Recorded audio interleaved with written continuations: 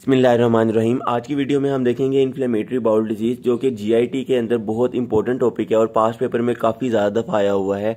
सबसे पहले हम देखेंगे हम सिनेरियो से इसका डायग्नोस किस तरीके से करते हैं। जब कभी सिनेरियो के अंदर हमें दिया हो क्रोनिक डायरिया, यानी कि 2 मंथ से ज़्यादा डायरिया चल रहा है और वो डायरिया किस टाइप का है, ब्लडी डायरिया है, और इसके अलावा हमारे पास ESR जो उसकी वैल्यू हो रेज्ड हो और सी रिएक्टिव प्रोटीन की वैल्यू हो वो भी हमारे पास रेज्ड हो और एल्ब्यूमिन कंसंट्रेशन हमारे पास लो आ रही हो और एब्डोमिनल पेन हो। ये सारे फीचर्स हमारे पास IBD को शो कर रहे होते हैं। और अब जब कभी सिनेरियो आए तो आप लोग कोशिश करें कि इसके अंदर आप लोग IBD ही लिखें, inflammatory bowel disease. Inflammatory bowel disease में हमारे पास 2 बीमारियां आती हैं। एक हमारे पास आती है क्रोहन डिजीज़ और एक आती है हमारे पास अल्सरेटिव कोलाइटिस।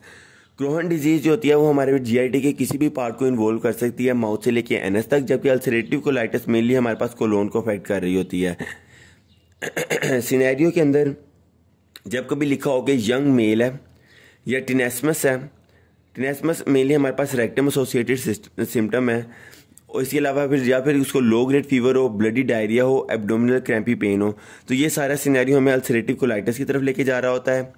इसके अलावा अगर सिनेरियो के अंदर ये बातें लिखी हों कि ब्लोटिंग फील इन एब्डोमन है, या फिर stools difficult to flush out है, या रिकरेंट माउथ अल्सर्स बन रहे हैं, डायरिया भी है और रिकरेंट माउथ अल्सर्स भी बन रहे हैं, तो ये हमें क्रोहन डिजीज़ की तरफ लेके जा रहा होता है। मेनली आप लोग जब कभी डायग्नोस लिखें तो हमेशा IBD लिख दें, इन्फ्लेमेटरी बाउल डिजीज़, अनलेस कि आप लोगों को कंफर्म हो कि ये अल्सरेटिव कोलाइटिस या क्रोहन डिजीज़ है। और अल्सरेटिव कोलाइटिस किस तरह कंफर्म होगा, ये पॉइंट्स अल्सरेटिव कोलाइटिस को सपोर्ट कर रहे होंगे और ये वाले पॉइंट्स हमारे पास क्रोहन डिजीज़ को शो कर रहे हैं। कहते हैं कि इन्फ्लेमेटरी बाउल डिजीज़ की डेफिनेशन क्या है, ये होती क्या चीज़ है। जैसे कि आप लोगों को नाम से पता चल रहा है इन्फ्लेमेटरी, यानी कि इसके अंदर हमारे पास इन्फ्लेमेशन होगी किसकी, बाउल की। और अब अगर इसकी डेफिनेशन देखें तो इसको it is a inflammatory bowel disease is a chronic bowel disease in which there is inappropriate immune mucosal reaction occurs। और अब हमें पता है कि इनके अंदर इन्फ्लेमेटरी बाउल डिजीज़ के अंदर हमारे पास क्रोहन डिजीज़ और अल्सरेटिव कोलाइटिस आती है। क्रोहन डिजीज़ जो होती है वो ट्रांसम्यूरल होती है। ट्रांसम्यूरल से मुराद ये है कि ये म्यूकोजा, सब म्यूकोजा, एडवेंटिशिया, सिरोसा चारों लेयर्स को इन्वॉल्व कर सकती है, जबकि अल्सरेटिव कोलाइटिस जो कि मेनली हमारे पास कोलोन और रेक्टम तक ही लिमिटेड होती है, ये हमारे पास क्या होती है, म्यूकोजल और सब म्यूकोजल तक एसोसिएटेड, म्यूकोजा और सब म्यूकोजा तक जाती है, इससे ज़्यादा ये इन्वॉल्व नहीं करती ulcerative colitis. Differences between ulcerative colitis and Crohn disease. जिस तरह कि मैं पहले भी ये वीडियो में बता चुका हूँ कि अल्सरेटिव कोलाइटिस की सबसे पहले एनाटॉमिकल डिस्ट्रीब्यूशन देखी जाए तो अल्सरेटिव कोलाइटिस हमारे पास सिर्फ और सिर्फ कोलन को इन्वॉल्व करता है। मेनली हमारे पास एनोरेक्टल मार्जिन से स्टार्ट होता है और इसकी प्रोक्सिमल एक्सटेंशन जो होती है वो वेरिएबल होती है। जबकि क्रोहन डिजीज़ की बात की जाए तो ये हमारे जीआईटी के किसी भी पार्ट को इन्वॉल्व कर सकता है, माउथ से लेकर एनस तक। और अगर इन्फ्लेमेशन की बात की जाए तो हमारे पास जो अल्सरेटिव कोलाइटिस होती है उसके अंदर इन्फ्लेमेशन म्यूकोजा तक लिमिटेड होती है, और क्रोहन डिजीज़ के अंदर ये इन्फ्लेमेशन ट्रांसम्यूरल होती है, मतलब कि म्यूकोजा, सब म्यूकोजा, एडवेंटिशिया, सिरोसा सब इन्वॉल्व हो जाएंगे। अल्सर्स की अगर बात की जाए तो अल्सरेटिव कोलाइटिस के अंदर जो हमें अल्सर्स मिलते हैं वो मेनली हमारे पास सुपरफिशियल और ब्रॉड बेस्ड अल्सर्स होते हैं, जबकि क्रोहन डिजीज़ के अंदर बात की जाए तो हमें जो अल्सर्स मिलते हैं वो डीप, फिशरिंग और नाइफ लाइक होते हैं। स्किप लीजन्स जो होती हैं वो हमें अल्सरेटिव कोलाइटिस के अंदर नहीं मिलती, जबकि क्रोहन डिजीज़ के अंदर स्किप लीजन्स बहुत कॉमन होती हैं। और इन स्किप लीजन्स की जो कि पैची डिस्ट्रीब्यूशन होती है, क्रोहन डिजीज़ के अंदर पैची डिस्ट्रीब्यूशन होती है, कुछ पार्ट ऑफ म्यूकोजा इन्वॉल्व होता है, फिर हमारे पास कुछ नॉर्मल पार्ट आता है, ठीक है, नॉर्मल पार्ट आने के बाद फिर कुछ पार्ट इन्वॉल्व होता है, फिर नॉर्मल पार्ट आता है। तो इस तरह करने की वजह से हमारे पास क्या होता है, एक कोबलस्टोन अपीयरेंस हमें मिल रही होती है। अगर स्ट्रक्चर्स की बात की जाए तो हमारे पास अल्सरेटिव कोलाइटिस के अंदर स्ट्रक्चर्स बहुत अनयूजुअल होते हैं और क्रोहन डिजीज़ के अंदर स्ट्रक्चर्स जो होते हैं वो कॉमन होते हैं। इंटेस्टाइनल ग्रैन्युलोमा की बात की जाए तो इंटेस्टाइनल ग्रैन्युलोमा अल्सरेटिव कोलाइटिस के अंदर अनयूजुअल है, हमें आमतौर पर नहीं मिल रहा होता, जबकि क्रोहन डिजीज़ के अंदर इंटेस्टाइनल ग्रैन्युलोमा मिल रहा होता है, और ये ग्रैन्युलोमा हमारे पास मेनली नॉन केजिएटिंग ग्रैन्युलोमा होता है। नेक्स्ट अगर लिम्फोइड रिएक्शन की बात की जाए तो हमारे पास अल्सरेटिव कोलाइटिस के अंदर लिम्फोइड रिएक्शन जो होता है वो मॉडरेट होता है, और क्रोहन डिजीज़ के अंदर लिम्फोइड रिएक्शन मार्क्ड होता है।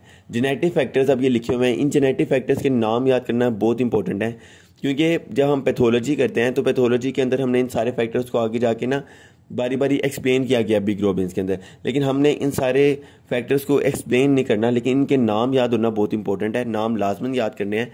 जो अल्सरेटिव कोलाइटिस के अंदर हमारे पास HLA-DR103 फैक्टर इन्वॉल्व होता है, HNF4 अल्फा फैक्टर इन्वॉल्व होता है, LAMB1 और CDH1 फैक्टर इन्वॉल्व होता है। जबकि जेनेटिक फैक्टर्स जो कि क्रोहन डिजीज़ में इन्वॉल्व होते हैं वो है NO2 receptors, ATG16L1, IRGM components. तो ये सारे वो जेनेटिक फैक्टर्स हैं जो कि हमारे पास इन्वॉल्व होते हैं। ये याद करने हैं और ये इंपॉर्टेंट हैं। अगर पेरिएनल डिजीज़ की बात की जाए तो अल्सरेटिव कोलाइटिस के अंदर पेरिएनल डिजीज़ रेयरली होती है, आमतौर पर नहीं होती, जबकि क्रोहन डिजीज़ के अंदर पेरिएनल डिजीज़ हमें आमतौर पर कॉमनली मिल रही होती है। फिस्टुला की बात की जाए तो फिस्टुला अल्सरेटिव कोलाइटिस में बहुत वेरी रेयर होते हैं और क्रोहन डिजीज़ में कॉमन है।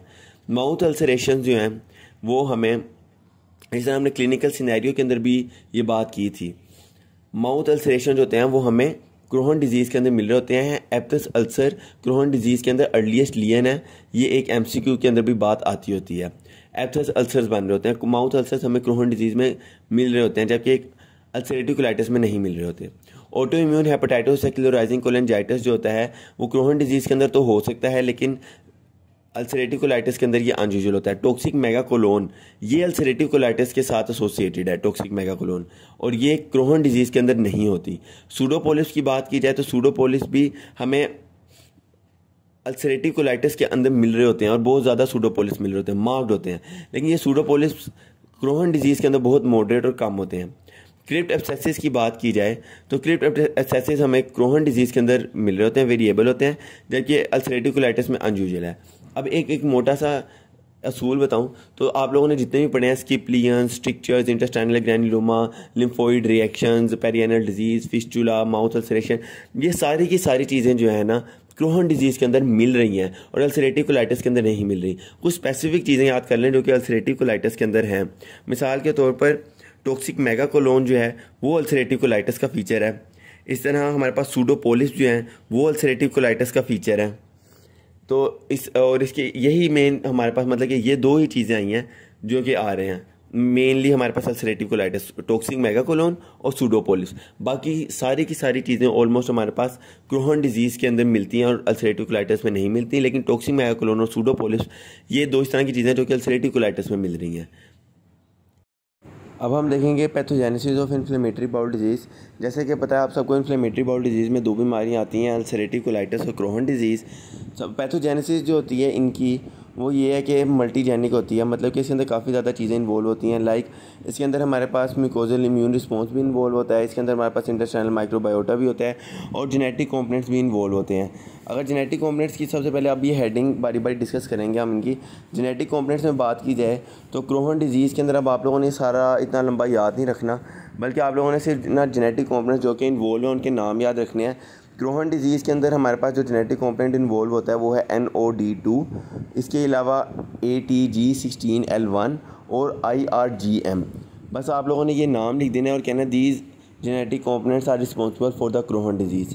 तो NO2, ATG16L1 और IRGM।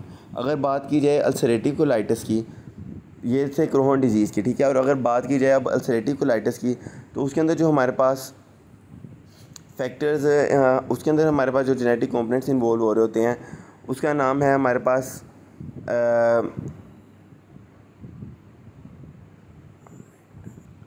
अच्छा, उसके अंदर हमारे अगर अल्सरेटिव कोलाइटिस की बात की जाए उसके अंदर जो जेनेटिक कंपोनेंट्स हैं उसका नाम है हमारे पास HNF-A, ठीक है। इसके अलावा हमारे पास होता है HLA-DR103, इसके अलावा हमारे पास होता है LAMB1 और एक और होता है CDH1। ये हमारे पास इन्वॉल्व होते हैं अल्सरेटिव कोलाइटिस में। जब हमने डिफरेंसेस किए थे तब भी ये जेनेटिक कंपोनेंट्स के नाम याद करवाए थे। अब इन जेनेटिक कंपोनेंट्स तो इन्वॉल्व कंप्लीट हमने कर लिए। उसके बाद म्यूकोजल कंपोनेंट की बात की जाए या फिर इम्यून की बात की जाए, उसकी पैथोजेनेसिस किस तरीके से है।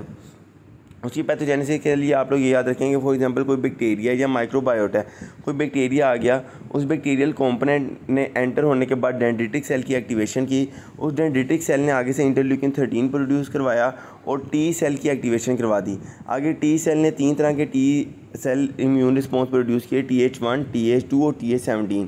TH17 ने आगे इंटरल्यूकिन 17 प्रोड्यूस करवाया और न्यूट्रोफिल्स प्रोड्यूस करवाया और इंटरल्यूकिन 8 प्रोड्यूस करवाया। जो कि TH1 था, उस TH1 ने हमारे पास ट्यूमर नेक्रोसिस फैक्टर और इंटरफेरोन गामा प्रोड्यूस करवाए। ठीक है, TH1 ने हमारे पास ट्यूमर नेक्रोसिस फैक्टर और इंटरफेरोन गामा प्रोड्यूस करवाया। ये प्रोड्यूस करवाने से मैक्रोफेज की एक्टिवेशन हो गई। तो ये थे हमारे पास, ये सारा लिखने की ज़रूरत नहीं है, बस आप लोग ये कंपोनेंट्स के नाम लिख दें कि बैक्टीरियल एंट्री हुई, डेंड्रिटिक सेल एक्टिवेट हुआ और TH17 का नाम लिख दें। इसी तरह आप लोग TH1 और TH2 का नाम लिख दें और ये बता दें कि इंटरल्यूकिन कौन से प्रोड्यूस हो रहे हैं, इंटरल्यूकिन 17 प्रोड्यूस हो रहा है, तो ये भी बहुत है। उसके बाद फिर आप लोग माइक्रोबायोटा के अंदर बात आए तो माइक्रोबायोटा के अंदर आप लोग हेडिंग देके बस ये लिख दें कि जो हमारे पास ना कोई भी बैक्टीरिया एंटर होता है तो उसके खिलाफ एंटीबॉडीज़ प्रोड्यूस होना स्टार्ट होती हैं, तो एंटीफ्लैजिलिन एंटीबॉडीज़ प्रोड्यूस होती हैं। ये एंटीफ्लैजिलिन एंटीबॉडीज़ जो होती हैं क्रोहन डिजीज़ के अंदर पॉजिटिव होती हैं, लेकिन अल्सरेटिव कोलाइटिस के अंदर एंटीफ्लैजिलिन एंटीबॉडीज़ जो होती हैं वो प्रेजेंट नहीं होती। अल्सरेटिव कोलाइटिस में एंटीफ्लैजिलिन एंटीबॉडीज़ नहीं होती, जबकि क्रोहन डिजीज़ में एंटीफ्लैजिलिन एंटीबॉडीज़ होती हैं। तो यहाँ पे इस तरीके से सारी पैथोजेनेसिस कंप्लीट हो जाती है। अब अगर बात की जाए पैथोजेनेसिस की, तो पैथोजेनेसिस के अंदर वो क्रोहन डिजीज़ वगैरह की या फिर पैथोजेनेसिस कंप्लीट हो गई। अब बात की जाए मॉर्फोलॉजी की, तो मॉर्फोलॉजी के अंदर अगर आप लोगों ने डिफरेंसेस क्लियर कर लिए हैं, उन्हीं डिफरेंसेस को ही आप लोग हेडिंग बनाकर मॉर्फोलॉजी के अंदर यूज़ कर सकते हैं। Clinical findings of ulcerative colitis and Crohn disease. सबसे पहले क्रोहन डिजीज़ को देखते हैं। तो क्रोहन डिजीज़ को अगर देखें तो मैंने पहले भी इस सिनेरियो के अंदर डिस्कस कर चुका हूँ कि क्रैम्पी एब्डोमिनल पेन अगर हमें कहीं नजर आ गया तो वो क्रोहन डिजीज़ होती है।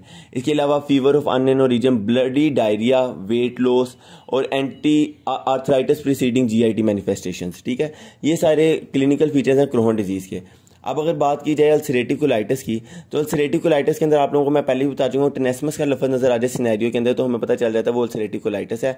इसके अलावा इसके अंदर ब्लड इन स्टूल होता है और एब्डोमिनल पेन होती है। उसके बाद अगर टॉक्सिक मेगाकोलोन, अगर डिफरेंस आप लोगों को याद हो वहाँ पे मैंने बताया था, तो टॉक्सिक मेगाकोलोन जैसे कि नाम से पता चल रहा है कि इसके अंदर मेगाकोलोन जो वो कोलोन जो होगी वो मैसिवली डायलेटेड होगी, तो मैसिवली डायलेटेड कोलोन इसके अंदर नजर आती है। इसके अलावा fever, abdominal distension and pain and anaemia भी नहीं मिलता है हमें टॉक्सिक मेगाकोलोन। ये सारे टॉक्सिक मेगाकोलोन के हमारे पास फीचर्स थे। अब ना प्रूफ के अंदर क्वेश्चन आता है तो पहले तो डायग्नोस करना होता है। अगर तो अल्सरेटिव कोलाइटिस होता है तो उसने आगे उसकी कैटेगरी भी पूछी होती है कि इसको कैटेगराइज करें डिजीज को, यानी कि हमने बताना होता है कि वो माइल्ड है, मॉडरेट है या सीवियर है। माइल्ड डिजीज के अंदर आप लोग याद रखें कि less than 4 stools per day, यानी कि अगर तो 4 स्टूल से कम है तो इसका मतलब है कि डिजीज माइल्ड है। अगर 6 से ज़्यादा है तो समझ लें मॉडरेट है, और अगर 10 से ज़्यादा है तो समझ लें कि वो सीवियर डिजीज़ है। अब और बाकी फीचर्स भी होते हैं। माइल्ड के अंदर हमें कोई फीवर नहीं मिल रहा होता, अनीमिया नहीं मिल रहा होता, इसके अलावा हाइपोएल्ब्यूमिनीमिया होता है। और अगर मॉडरेट की बात की जाए तो वो हमारे पास क्या, मॉडरेट के अंदर हमें फीवर मिल रहा होता है और अनीमिया मिल रहा होता है और हाइपोएल्ब्यूमिनीमिया मिल रहा होता है।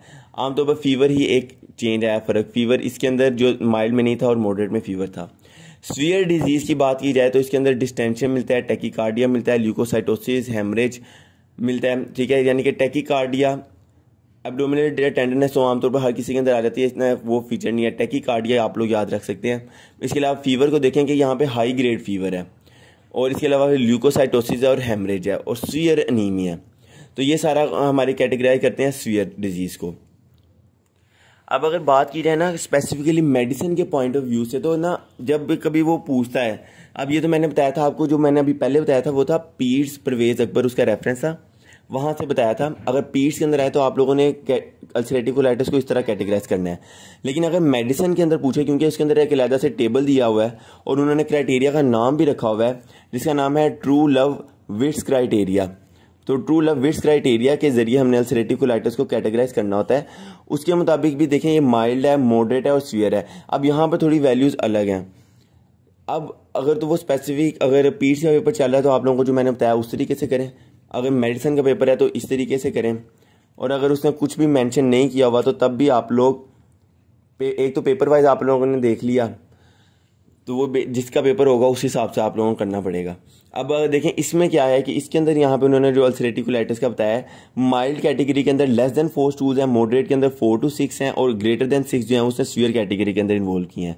अब बाकी ये सारा कुछ याद करने की इतनी इंपॉर्टेंट नहीं है, बस आप लोगों ने ये बात याद रखनी है कि जो सीवियर क्राइटेरिया होता है ना, ट्रू लव विड्थ क्राइटेरिया के मुताबिक अगर 6 से ज़्यादा ब्लडी स्टूल आ रहे हों 24 आवर्स के अंदर, और इन सारी चीज़ों में से एक चीज़ हो, इन 4 चीज़ों में से एक चीज़ साथ में मिल रही हो, क्या मिल रहा हो, हाई ग्रेड फीवर मिल रहा हो, सीवियर एनीमिया मिल रहा हो, टैकीकार्डिया मिल रहा हो, या इन्फ्लेमेटरी मार्कर्स मिल रहे हों, इन चारों में से कोई एक चीज़ मिल जाए और ग्रेटर देन 6 स्टूल्स पर 24 आवर्स मिल जाएं, तो इसका मतलब है ट्रू लव विड्थ क्राइटेरिया के मुताबिक वो जो डिजीज़ को कैटेगराइज करेंगे वो सीवियर अल्सरेटिव कोलाइटिस होगी।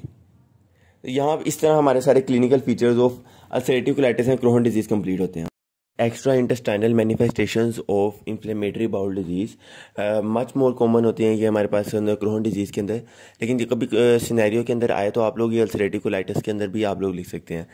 फीवर सबसे पहले है, ये आप लोग दोनों के अंदर लिख सकते हैं, अल्सरेटिव कोलाइटिस में भी और क्रोहन डिजीज़ के अंदर भी। स्टोमाटाइटिस, एप्थस अल्सर्स होते हैं ये आप लोग जिस तरह की मैंने डिफरेंस में भी बताया था सिर्फ और सिर्फ क्रोहन डिजीज़ के अंदर लिखें, क्योंकि अल्सरेटिव कोलाइटिस के अंदर स्टोमाटाइटिस या एप्थस अल्सर्स अनलाइकली होते हैं। वेट लॉस आप दोनों में लिख सकते हैं, क्योंकि दोनों के अंदर ब्लडी डायरिया हो रहा होता है, तो डायरिया की वजह से वेट लॉस हो जाता है। उसके बाद delayed growth and sexual development, ये भी आप लोग दोनों के अंदर लिख सकते हैं, delayed growth and sexual development. Next आप लोग लिखते हैं आर्थेल्जियाज, ये आर्थेल्जियाज जो होते हैं ये क्रोहन डिजीज़ के अंदर मोर लाइकली एसोसिएटेड होते हैं, और पोली आर्टिकुलर आर्थराइटिस भी हमारे पास क्रोहन डिजीज़ में ज़्यादा होते हैं।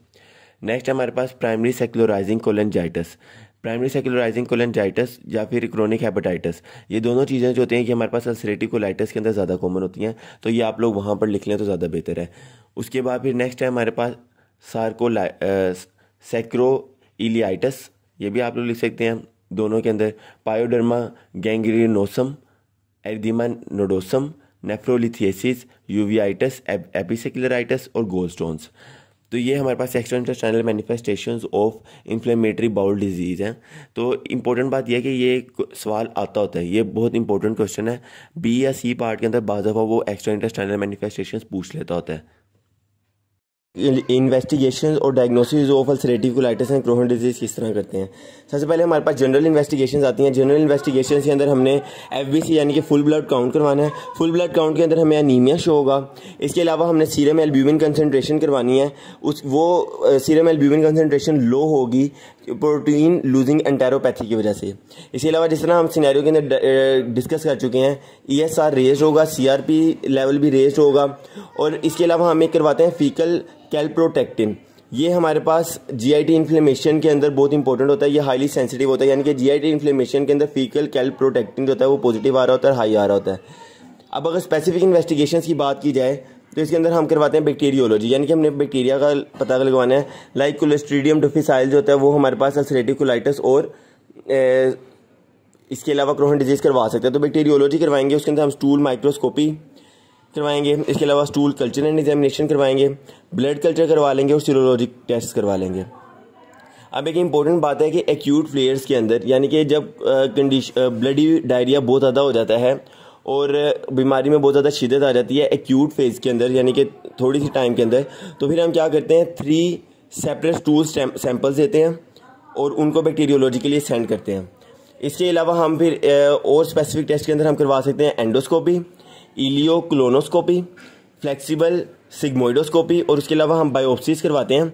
अपर GIT एंडोस्कोपी भी हम करवाते हैं ताकि हम क्रोहन डिजीज़ की स्टेजिंग को कंप्लीट कर सकें। इसके अलावा रेडियोलॉजी हम करवाते हैं। अपर GIT एंडोस्कोपी हम इसलिए करवा लेते हैं ताकि ना हम क्रोहन डिजीज़ की स्टेजिंग कर सकें। इसके अलावा रेडियोलॉजी के अंदर हम क्या करवाते हैं, हम CT कोलोनोग्राम करवाते हैं, MRI करवाते हैं, MRI एंटेरोग्राफी, इसके अलावा एब्डोमिनल एक्सरे और अल्ट्रासाउंड एब्डोमेन। इसके अलावा हम बेरियम अनीमा और बेरियम फॉलो थ्रू भी करवाते हैं। बेरियम फॉलो थ्रू के अंदर हमें ना क्रोहन डिजीज़ के अंदर रोसरोन अल्सर्स मिलते हैं, जो कि इसका बड़ा एक खास स्पेसिफिक साइन है। तो ये थी हमारे पास सारी इन्वेस्टिगेशंस और diagnosis for the ulcerative colitis and Crohn disease, आप लोग कह लें इन्फ्लेमेटरी बाउल डिजीज़।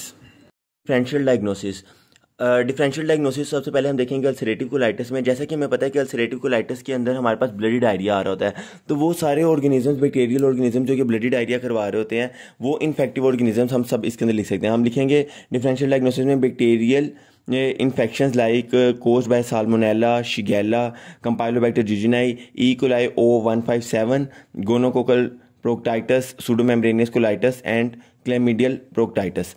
आप लोग इस तरीके से आराम से याद रख सकते हैं, क्योंकि साल्मोनेला, शिगेला, कंपाइलोबैक्टर जिजिनाई और ई कोलाई ये सारे के सारे हमारे पास ब्लडी डायरिया करवा रहे होते हैं। तो डिफरेंशियल डायग्नोसिस में bacterial infectious agent that are causing bloody diarrhoea हम उनको आसानी से लिख सकते हैं। उसके बाद फिर आ जाता है वायरल के अंदर हमारे पास आ जाता है हर्पेस सिम्प्लेक्स प्रोक्टाइटस और साइटोमेगैलोवायरस। प्रोटोजोआल के अंदर एमीबिएसिस याद रख लें। और ये सारी थी हमारे पास infective conditions for the differential diagnosis of ulcerative colitis. अगर नॉन इन्फेक्टिव कंडीशंस की बात की जाए तो इसके अंदर से आप लोग याद रख सकते हैं इस्कीमिक कोलाइटिस, इस्कीमिया से जो हो रहा है इस्कीमिक कोलाइटिस। उसके अलावा फिर कोलेजिनस कोलाइटिस, ठीक है, और non steroidal anti inflammatory drugs, diverticulitis, radiation proctitis, Behcet disease and colonic carcinoma. अब इसको याद रखने के लिए अब आप लोग इस तरह कर सकते हैं कि एक तो इस्कीमिक कोलाइटिस IC याद रख लें, इस्कीमिक कोलाइटिस और कोलेजिनस कोलाइटिस, दोनों कोलाइटिस हैं तो आप लोगों को आराम से याद रहेगा इस्कीमिक कोलाइटिस एंड कोलेजिनस कोलाइटिस। इसके अलावा non steroidal anti inflammatory drugs की वजह से हो रहा होता है। और बाकी आप लोगों को ये दोनों याद रखना आसान है, क्योंकि अल्सरेटिव कोलाइटिस मैंने बोला था कि कोलन को अफेक्ट कर रही होती है, तो कोलोनिक कार्सिनोमा आप लोग लिख सकते हैं और बैचेट डिजीज आप लोग आराम से याद रख सकते हैं। तो 4 भी नॉन इन्फेक्टिव कंडीशन के नाम याद रहे तो बहुत हैं। उसके बाद फिर आ जाते हैं differential diagnosis of Crohn disease. तो क्रोहन डिजीज के अंदर आप लोग ना राइट इलियक फोसा से रिलेटेड चीज़ें, अगर कोई फॉर एग्जांपल अगर आप लोगों से सिनेरियो अगर कभी आता है, कोई क्लिनिकली पेशेंट आता है और वो कहता है कि मेरे राइट इलियक फोसा के अंदर पेन है, तो उस कंडीशन के अंदर आप लोगों का माइंड क्रोहन डिजीज़ की तरफ जाना चाहिए। इसके अलावा ये सारी चीज़ें भी जो होती हैं ना वो राइट इलियक फोसा मैस के अंदर पेन करवा रही होती हैं, तो आप लोग सीकल कार्सिनोमा भी तब लिख सकते हैं। अपेंडिक अब्सेस, अपेंडिक्स क्योंकि पड़ा होता है राइट इलियक फोसा के अंदर, तो अपेंडिक अब्सेस और सीकल कार्सिनोमा, अपेंडिक्स और caecum, appendix abscess and caecal carcinoma. इसके अलावा कुछ इन्फेक्शंस आ जाते हैं हमारे पास लाइक ट्यूबरकुलोसिस, यर्सीनिया और actinomyces.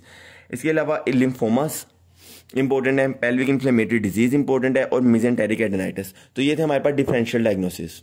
Complications of IBD, inflammatory bowel disease, इसके अंदर आप लोगों ने याद रखना है कि सबसे पहली जिस तरह ये हेडिंग लिखी हुई है लाइफ थ्रेटनिंग कोलोनिक इन्फ्लेमेशन, ये हमें दोनों भी अल्सरेटिव कोलाइटिस के अंदर भी मिलती है और क्रोहन डिजीज के अंदर भी मिलती है, ठीक है।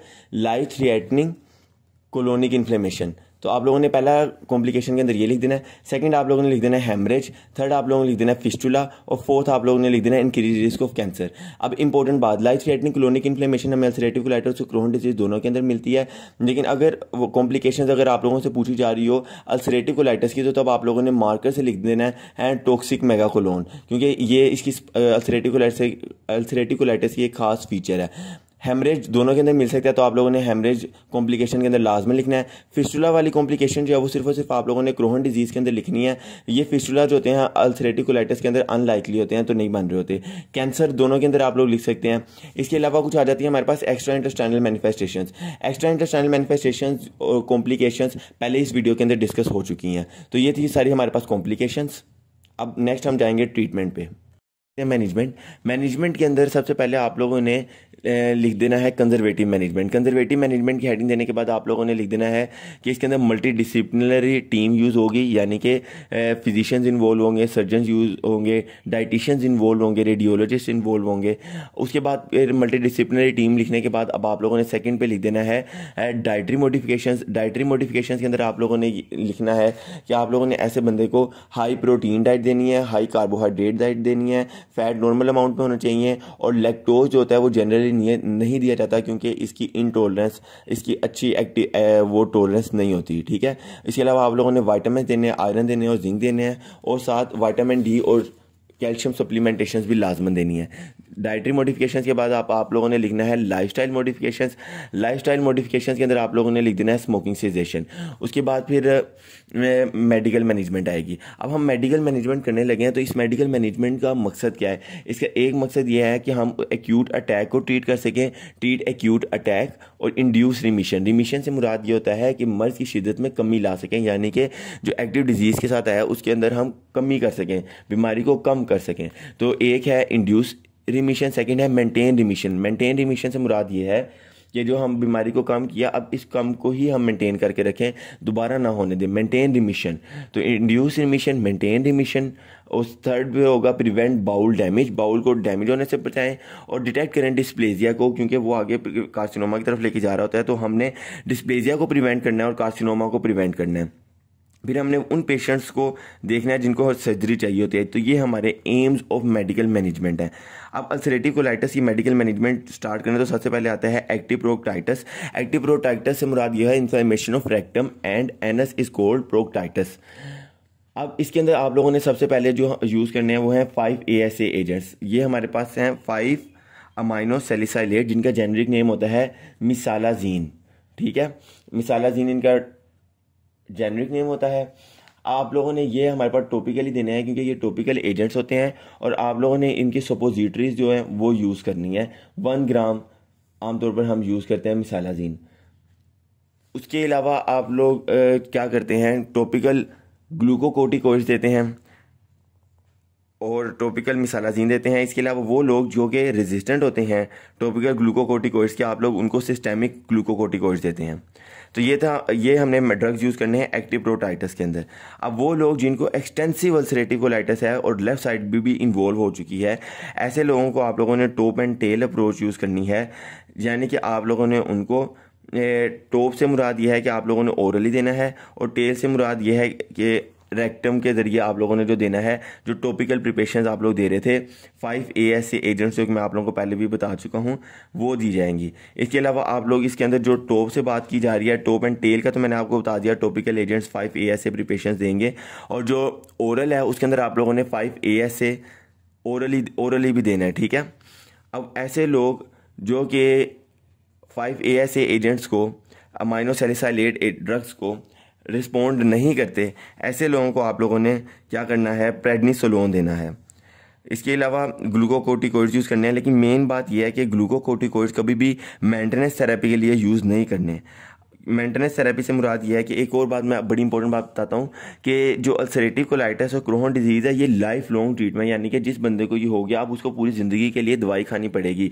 एक्टिव प्रोक्टाइटिस के अंदर उसको नहीं खानी पड़ती दवाई, क्योंकि ये कुछ देर के लिए होता है, ठीक हो जाता है, उसके बाद हम दवाई को डिसकंटिन्यू कर देते हैं। लेकिन एक्सटेंसिव अल्सरेटिव कोलाइटिस के अंदर और लेफ्ट साइडेड के अंदर या फिर सीवियर अल्सरेटिव कोलाइटिस डिजीज़ के अंदर हमने लाइफ लॉन्ग ट्रीटमेंट देनी है। इस तरह क्रोहन डिजीज़ जो होती है, सीवियर क्रोहन डिजीज़ के अंदर लाइफ लॉन्ग ट्रीटमेंट चलती है हमेशा के लिए। लाइफ लॉन्ग अगर आप ट्रीटमेंट चलेगी तो हमें मेंटेनेंस थेरेपी भी करनी पड़ेगी, यानी कि एक्यूट ट्रीटमेंट करने के बाद अब पूरी ज़िंदगी के लिए दवाई चलनी है, मेंटेन करके रखना है हमने बीमारी को कि वो दोबारा ना हो सके। तो मेंटेनेंस थेरेपी भी चलेगी। और एक इंपॉर्टेंट बात यह है कि ग्लूकोकोर्टिकोइड्स कभी भी मेंटेनेंस थेरेपी के अंदर यूज़ नहीं हो सकते, क्योंकि ये ऑस्टियोपोरोसिस करवा देते हैं और इम्यूनोसप्रेसिव ड्रग्स होते हैं। तो इस वजह से आप लोग ये बोन की डीमिनरलाइजेशन की वजह से ग्लूकोकोर्टिकोइड्स का वो भी मेंटेनेंस थेरेपी के ऊपर यूज़ नहीं कर सकते। तो अब एक्टिव साइड के अंदर मैंने बताया top and tail approach use करनी है, 5-ASA एजेंट्स उसके लिए यूज़ करने हैं आप लोगों ने। उसके बाद फिर मैंने कहा कि वो लोग जो कि 5-ASA एजेंट्स को रिस्पॉन्ड नहीं करते, आपने उनको प्रेडनिसोलोन देना है, यानी कि ग्लूकोकोर्टिकोइड्स देने हैं। लेकिन ग्लूकोकोर्टिकोइड्स जो हमारे पास हैं वो लाइफ लॉन्ग नहीं यूज़ कर सकते, तो फिर हम लाइफ लॉन्ग क्या यूज़ करेंगे, फिर हम यूज़ करेंगे थायोप्यूरिन्स एज अ थायोप्यूरिन। लाइक थायोप्यूरिन्स की यहाँ पर आप लोगों को नज़र आ रहे होंगे ड्रग्स, थायोप्यूरिन्स के अंदर आता है एज अ थायोप्यूरिन और मार्केप्टोप्यूरिन। आप लोग ये ड्रग्स जो हैं वो मेंटेनेंस थेरेपी के तौर पर यूज़ करेंगे। इसके अलावा आप लोगों ने इनको कैल्शियम और विटामिन डी की सप्लीमेंटेशन लाजमन साथ देनी है बोन प्रोटेक्शन के लिए। अब अगर बात की, ये हमारे पास एक्टिव प्रोक्टाइटिस भी हो गया, लेफ्ट साइडेड और अल्सरेटिव कोलाइटिस भी हो गया। अब सीवियर अल्सरेटिव कोलाइटिस को किस तरीके से ट्रीट करना है, इसके लिए हमारे पास एक बॉक्स है। अगर आप लोगों को ये देखें किस तरीके से हमने करना है इसको treat, management of fulminant ulcerative colitis यानी कि सीवियर अल्सरेटिव कोलाइटिस। ऐसे बंदे को सबसे पहले आप लोगों ने क्या करना है, एडमिट कर लेना हॉस्पिटल के अंदर और मॉनिटरिंग स्टार्ट कर देनी है। सबसे पहले वही आप लोग करें कि IV फ्लूइड्स देना, उसको स्टार्ट करने से सबसे पहले एडमिट किया। एडमिट करने के बाद आप लोगों ने IV फ्लूइड्स दिए और इलेक्ट्रोलाइट को बैलेंस किया।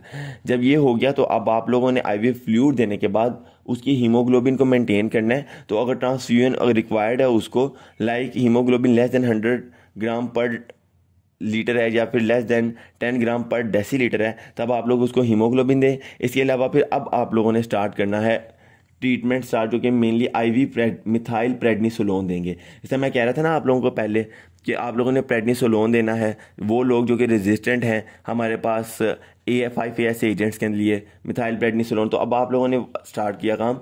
सबसे पहले आप लोगों ने एडमिट किया, आईवी फ्लूइड दिए, हीमोग्लोबिन को मेंटेन किया, और उसके बाद फिर आप लोगों ने आईवी मिथाइल प्रेडनिसोलोन दिया या फिर हाइड्रोकोर्टिसोन दिया। इसके अलावा एंटीबायोटिक्स बहुत इंपॉर्टेंट है, आप लोगों ने वो लाजमन देने हैं, और न्यूट्रिशनल सपोर्ट इंपॉर्टेंट है, वो प्रोवाइड करनी है। और थ्रोम्बोएम्बोलिज्म से बचाने के लिए लो मोलिकुलर वेट हेपरिन लाजमन देना है, LMWH low molecular weight heparin आप लोगों ने लाजमन देना है। उसके बाद फिर आप लोगों ने ओपियोइड्स और एंटी डायरियल एजेंट जो हैं वो कभी भी नहीं देने।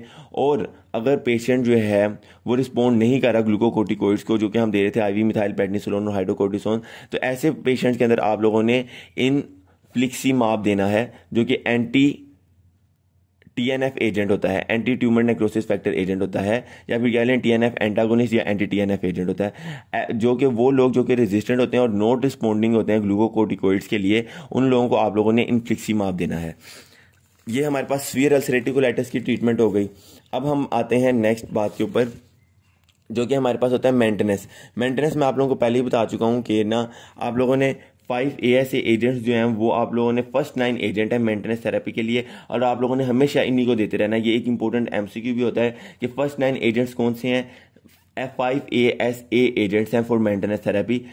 लेकिन वो लोग जिनको जो कि इनके रेजिस्टेंट हैं उनको फिर आप लोगों को एंटी TNF एंटीबॉडीज देनी पड़ती हैं, वो थायोप्यूरिन देनी पड़ती हैं। और वो लोग जो कि थायोप्यूरिन से भी रेजिस्टेंट होते हैं उनको आप लोग एंटी TNF एंटीबॉडीज देते हैं, इनफ्लिक्सीमाब और अडेलीमुमाब। ठीक है, आप लोग फिर इनको ये एजेंट्स देते हैं। अब नेक्स्ट ये तो हमारे पास हो गया अल्सरेटिव कोलाइटिस की। नेक्स्ट हमारे पास आ जाती है क्रोहन डिजीज़। क्रोहन डिजीज़ के अंदर अब आप लोग देखें तो पहली बात यह है कि इसके अंदर हमारे पास स्ट्रिक्चर्स बन जाते हैं, फिस्टुला फॉर्मेशन बन जाती हैं। तो पहली बात आप लोगों ने ये बात याद रखनी है, क्रोहन डिजीज़ जो माइल्ड होती है ना उस तक तो काम चलता चला जाता है, आप लोग मेडिकल ट्रीटमेंट उनको प्रोवाइड करें, लेकिन अल्टीमेटली क्रोहन डिजीज़ में आपको सर्जरी प्रोवाइड करनी पड़ती है और फिर लाइफ लॉन्ग ट्रीटमेंट ड्रग्स ही चलती है। तो कैसे, सबसे पहले रिमिशन किस तरह करनी है, आप लोगों ने ना क्रोहन डिजीज़ में सबसे पहले ग्लूकोकोर्टिकोइड्स ही देने हैं। और क्रोहन डिजीज़ के अंदर जो एक इंपॉर्टेंट MCQ आता होता है कि फर्स्ट चॉइस ऑफ ड्रग जो होता है ना, first choice with patients with ileal disease, जिनको इलियल इन्वॉल्वमेंट होती है उनके लिए फर्स्ट चॉइस जो होती है वो बड़ी सिनोइड होती है। ये एक इंपॉर्टेंट MCQ है। क्यों? इसी वजह से कि इसका 90% ये फर्स्ट पास मेटाबॉलिज्म हो जाता है लीवर के अंदर और सिस्टेमिक टॉक्सिसिटीज़ की बहुत कम होती है इस वजह से। अब लेकिन अगर वो पूछें कि ड्रग ऑफ चॉइस कौन सी है, तो प्रेडनिसोलोन जो होती है वो हमारे पास क्रोहन डिजीज़ के अंदर ड्रग ऑफ चॉइस है, ट्रीटमेंट ऑफ चॉइस है। ये एक इंपॉर्टेंट MCQ है। Oral prednisolone in the dose regime described above is the treatment of choice for inducing remission.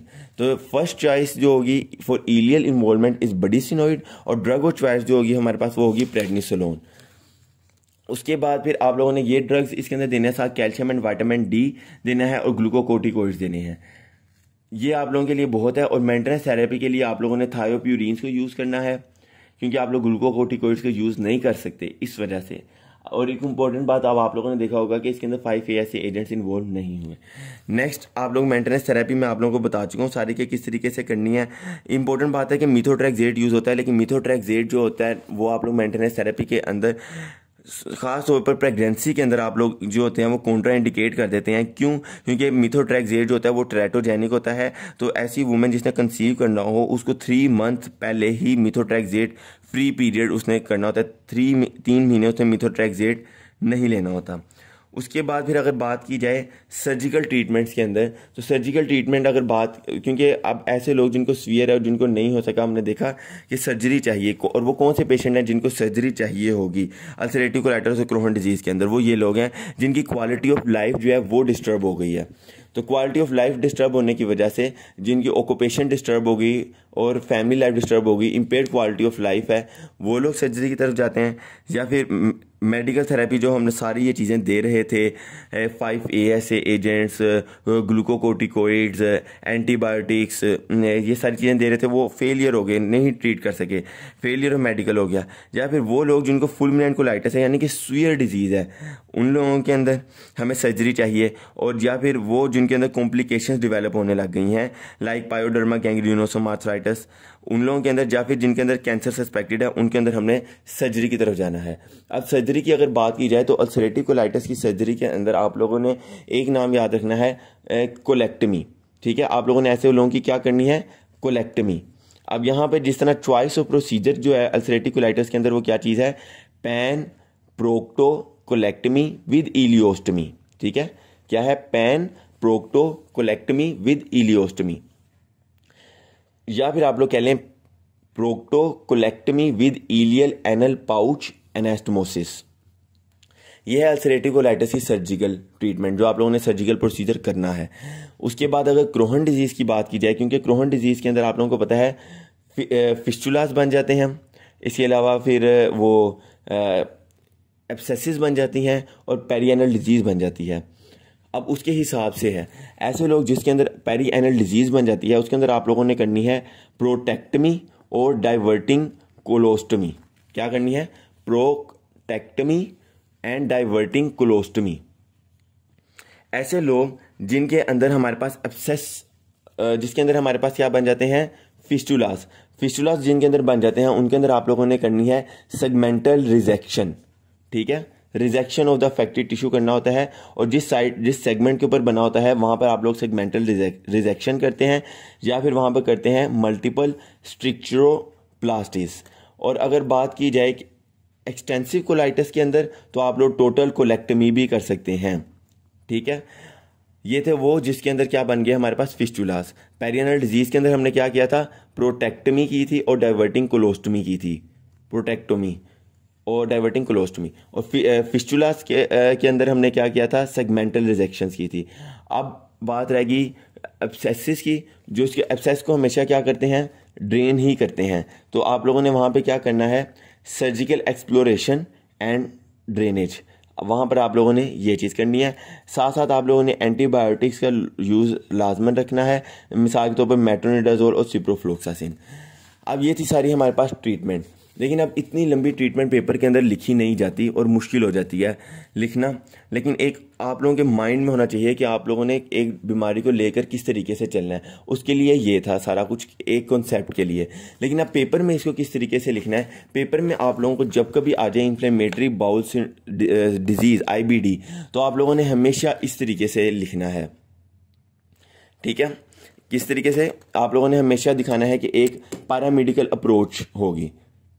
ठीक है, पैरामेडिकल अप्रोच से आप लोग ट्रीट करेंगे। पैरामेडिकल अप्रोच ये है कि आप लोगों ने हमेशा इस तरीके से एक डब्बा बना देना है और उसके अंदर आप लोगों ने एक पैरामिड दिखा देना है और दिखाना है कि माइल्ड डिजीज़ के अंदर आप लोगों ने क्या करना है, मॉडरेट में क्या करना है, सीवियर में क्या करना है। फटाफट ये ड्रग से नाम लिखें पेपर के अंदर और फारिग हो जाएं। ठीक है, माइल्ड के अंदर सबसे पहले क्या करेंगे, माइल्ड के अंदर आप लोगों ने सबसे पहले इसको याद रखने का एक अच्छा तरीका आप लोग लिखें माइल्ड, मॉडरेट और सीवियर, इस तरीके से आप लोग लिखें। और आप लोगों को इंपॉर्टेंट बात यह है कि हमने कोर्टिकोस्टेरॉइड्स हर जगह देने हैं। माइल्ड के अंदर हमने देने हैं टॉपिकल कोर्टिकोस्टेरॉइड्स, तो आप लोग वो लिख लें। मॉडरेट के अंदर हमने देने हैं ओरल कोर्टिकोस्टेरॉइड्स, तो आप लोग वो लिख लें। सीवियर के अंदर हमने देने हैं इंट्रावीनस कोर्टिकोस्टेरॉइड्स, आप लोगों ने वो लिख लिया। अब इंपॉर्टेंट बात यह है कि मॉडरेट और सीवियर के अंदर हमने TNF एजेंट्स देने होते हैं, तो अब आप लोग लिख दें TNF एंटागोनिस्ट। ठीक है, और TNF एंटागोनिस्ट, तो आप लोगों को यहाँ तक तो सारी बात याद होगी। अब एक और बात याद रखें कि जो माइल्ड है ना, वहाँ के अंदर आप लोगों ने क्या करना है, वहाँ पे आप लोगों ने 5 ASA एजेंट्स यूज़ करना है जो कि बाकियों के अंदर नहीं यूज़ करने हैं। तो 5 ASA लिख दें, 5 अमाइनो सैलिसाइलेट्स। ठीक है, अब बारी बारी याद करना स्टार्ट करते हैं। माइल्ड के अंदर सबसे पहले तो हमें ये बात याद है कि कोर्टिकोस्टेरॉइड्स लिखने है, तो हमने लिख दिया टॉपिकल कोर्टिकोस्टेरॉइड्स, इसका नाम याद हो गया। इसके अलावा फिर कोर्टिकोस्टेरॉइड्स के अंदर फिर प्रोक्टाइटिस लिखा हुआ है साथ। अच्छा, साथ अब आप लोगों ने एक बात टॉपिकल कोर्टिकोस्टेरॉइड में से एक का नाम लिख दें बडिसिनोइड, तो ये भी साथ क्लियर हो गया। साथ आप लोगों ने एंटीबायोटिक्स लाजमन देनी होती है माइल्ड डिजीज़ के अंदर, और साथ आप लोगों ने 5 ASA एजेंट्स जो कि स्पेसिफिक है माइल्ड के लिए, वो तो लिखने ही लिखने हैं। तो माइल्ड के अंदर 5 ASA एजेंट्स तो आप लोगों ने लिखने थे, 5 अमाइनो सैलिसाइलेट्स वो लिखा। साथ आप लोगों ने टॉपिकल कोर्टिकोस्टेरॉइड्स लिखे, और साथ आप लोगों ने एंटीबायोटिक्स और बडिसिनोइड लिखा। आप लोगों का माइल्ड का क्लियर हो गया डिजीज़ का। नेक्स्ट आ गया हमारे पास मॉडरेट के अंदर आप लोगों ने क्या करना था, सबसे पहले ओरल कोर्टिकोस्टेरॉइड्स तो लिखने ही लिखने थे, सर TNF एंटागोनिस्ट भी लिखने ही थे, क्योंकि ये दोनों के अंदर ही आने हैं, तो ये आप लोगों ने लिख लिए। सेकंड, अब आप लोगों ने यहाँ पे याद रखना है कि इसके अंदर 2 एम से देने हैं, एक मिथोट्रैक्सेट देना है मॉडरेट के अंदर, और एक आप लोगों ने 6 मार्क कैप्टोप्यूरिन देना है या एजाथायोप्यूरिन देने हैं। तो ये क्लियर चीज़ हो गई, ये भी याद रहेगा, 2 एम वाले लिखने हैं, मिथोट्रैक्सेट एंड 6 मार्क कैप्टोप्यूरिन। सीयर के अंदर बात आ जाए तो आप लोगों ने इंट्रावीनस कोर्टिकोस्टेरॉइड्स तो देने ही देने हैं, सटियन है, पेंटागोनिस्ट देने हैं। सो साथ 3 चीज़ें और आप लोगों ने सीयर के अंदर याद रखनी है, surgery, very important thing to write down. So surgery लाजमन आप लोगों ने याद रखा, साथ साइक्लोस्पोरिन और नेटेलिजुमाब। तो ये थी हमारे पास सारी treatment of inflammatory bowel disease, और यहाँ पर हमारा इन्फ्लेमेटरी बाउल डिजीज कंप्लीट होता है।